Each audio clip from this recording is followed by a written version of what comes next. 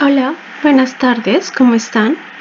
Bueno, pues espero que estén muy bien. Et de mon côté, comme vous pouvez le voir, bon, et même entendre, j'ai la Covid et je vais pas tellement bien.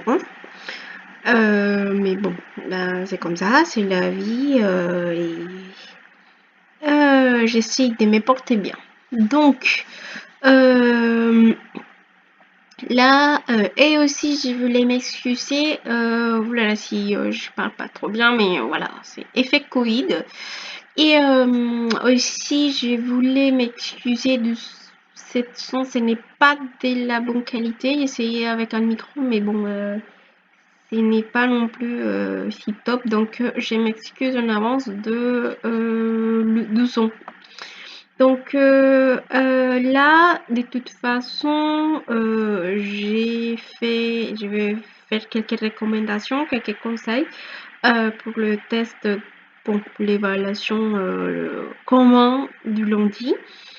Donc la force vous accompagne. Donc vraiment, que la force vous accompagne, sérieux, ok? Alors, pour commencer, ici, c'est ce qu'on fait comme d'habitude, hein. Donc le premier exercice, la compréhension orale, on s'entraîne en cours, c'est 3 fois et puis vous notez ce que vous avez compris. Donc du coup, là l'idée vraiment c'est avoir un niveau A2, B1. Mais bon, si vous êtes entré à 1, bon, c'est comme ça, c'est votre niveau, mais l'idée, oui, c'est des... Si on veut arriver en B1, donc même aussi pour les dossiers de la compréhension écrite, là, je ne sais pas si je peux afficher là. Oui, donc pareil, comme nous avons fait, il y aura 2 documents sur un des axes que nous avons étudiés pendant l'année. Donc je vous conseille de jeter un coup d'œil à tous les cahiers et aux tous documents que nous avons étudiés. Donc pareil. Donc l'idée c'est pour la compréhension, relever des informations détaillées sur le contexte, donc l'objet, l'enjeu, pourquoi vous voyez telle personne parle de ce sujet. Là, nous avons évoqué ici la lecture et donc c'est pour ça je vous conseille de ne pas dire oui, la lecture, le texte 1 s'agit de la lecture et le texte 2 aussi. Bon, oui, mais comme on l'avait vu dans la classe de la première 1, il y a eu l'élève qui a dit oui, on peut constater que les deux auteurs ont d'accord avec cette perspective que les Espagnols ils ne lisent pas. Donc voilà, ce n'est pas c'est répété à chaque fois. Et comme ça, on pourra démontrer qu'on peut voir les perspectives de chaque document, s'il y a des expériences relatées et les liens, bien évidemment, avec les documents. Dans ces cas-là, les documents écrits. Ici, donc l'idée c'est relever l'essentiel des documents.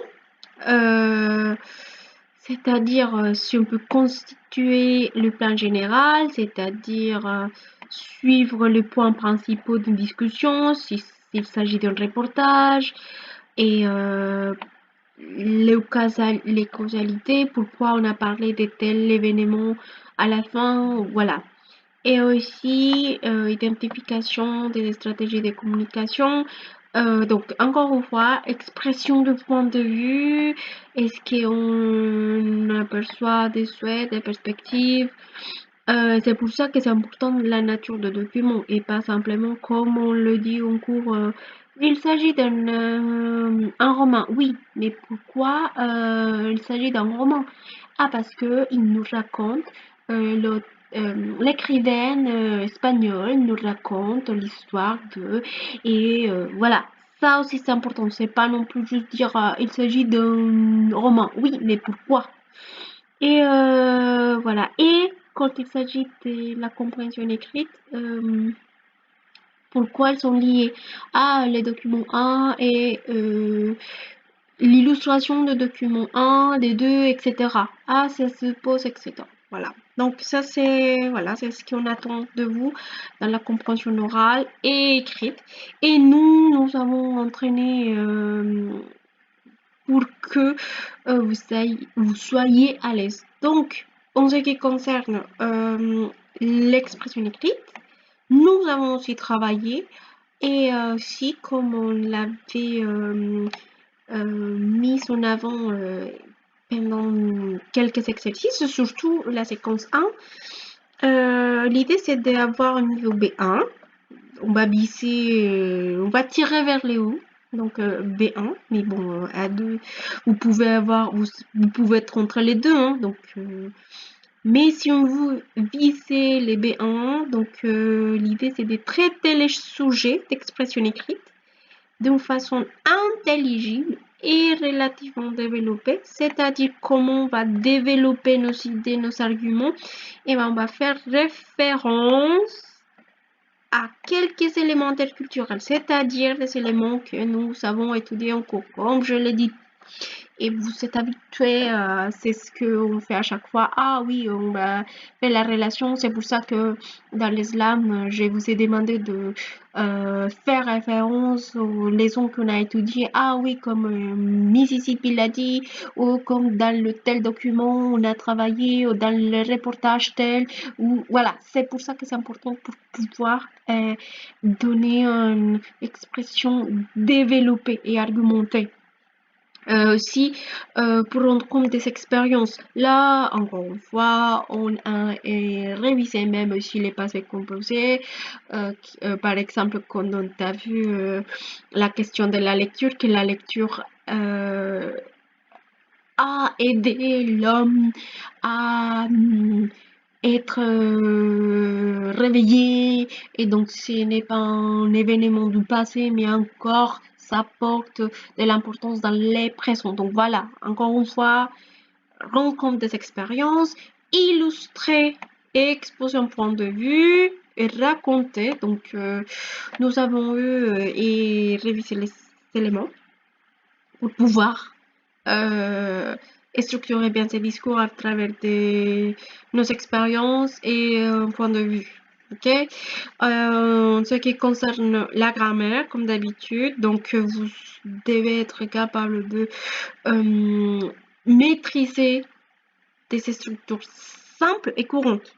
Comme je l'ai dit, ce n'est pas non plus très parfait comme un robot, non, mais que, ah oui, cet élève, il maîtrise bien les présents simples.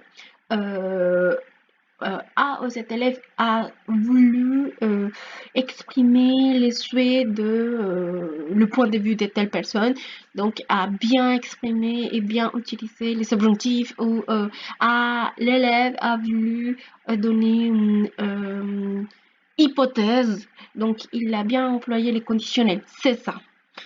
Pour finir, les lexiques. Donc, tout ce qu'on a appris en cours. Voilà, encore une fois, si on parle, je sais pas, de féminisme, bon, je sais pas quel sujet va tomber, mais la femme, oui, violence, les hommes, oui, mais quoi d'autre?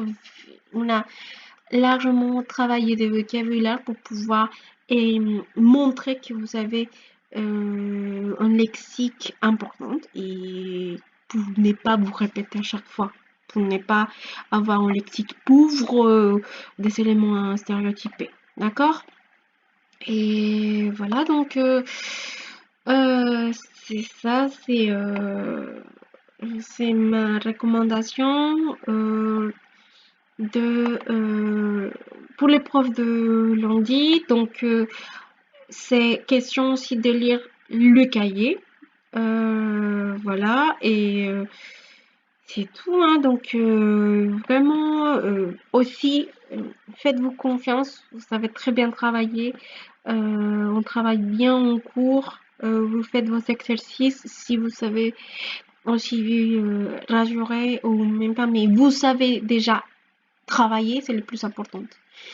Donc, je sais pas si je serai là lundi ou mardi, j'espère, parce que là, c'est vrai que je suis pas tout très bien. Mais voilà, j'espère être là pour vous soutenir, pour dire que vous êtes bien capable et que on a très bien travaillé pour que vous justement soyez à l'aise. Donc voilà, encore une fois, que la fuerza te acompagne en l'examen, vous allez bien rassurer. Et puis, si vous avez des questions, n'hésitez pas à me recontacter. Mais bon, peut-être que je vais pas répondre tout de suite. Que voilà. Mais bon, voilà. Si vous avez votre cahier, n'hésitez pas. Ah, et pour la première G1, la générale numéro 1, vous devez aller dans la salle G9, oui, où on fait cours d'habitude. Et vous allez demander à un prof Monsieur Castro, pour que vous puissiez récupérer les cahiers, que vous puissiez réviser. D'accord? Donc, muchas gracias pour l'attention. Ils sont 11 minutes. Donc, si vous avez tenu là jusqu'à 11 minutes, merci. Et, y bueno, pues esta es mi cuenta de YouTube. Ay, no, mentiras, es una broma, je rigole. Voilà. On espère se voir bientôt. Adiós.